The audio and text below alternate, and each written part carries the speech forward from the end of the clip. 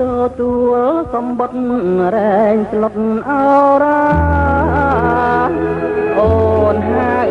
ភ្ញៀវការសាងជីវិតថ្មី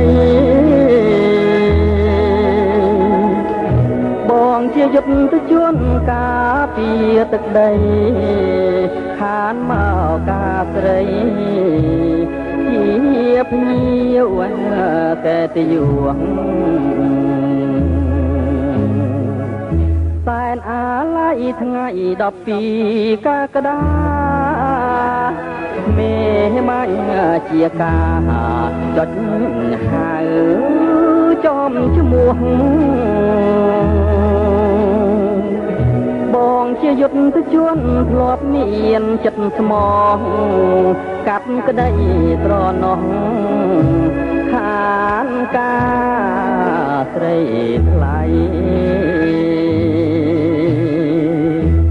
អាណិតស្រឡាញ់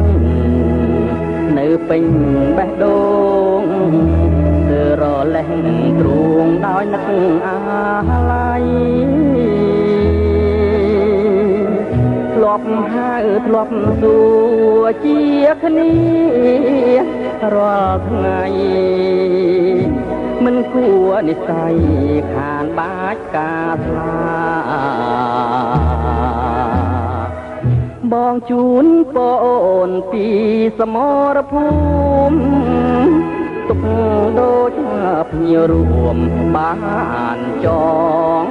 ហាត់ថាចាំស្រុកសានត្រានយើងជួបមុខគ្នាបើបានបត់ងារ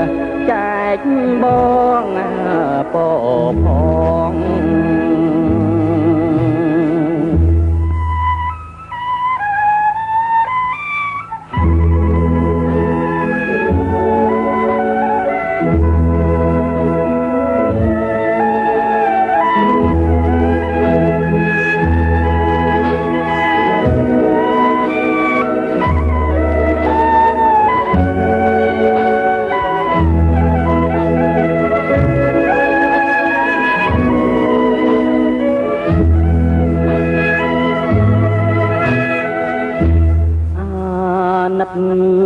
ស្រ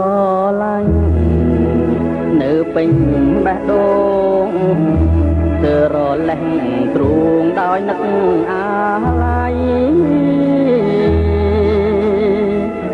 ធ្លាប់ហៅធ្លាប់សួរជាគ្នារាល់ថ្ងៃមិនគួរនិស័យខានបាច់ការស្លាបងជូនបងអូនពីសមរភូមិទុកដូចភ្ញៀវរួមបានចងហាត់ថាចាំស្រុកសានត្រានយើងជួបមុខគ្នាបើបានបត់ងារចែកបង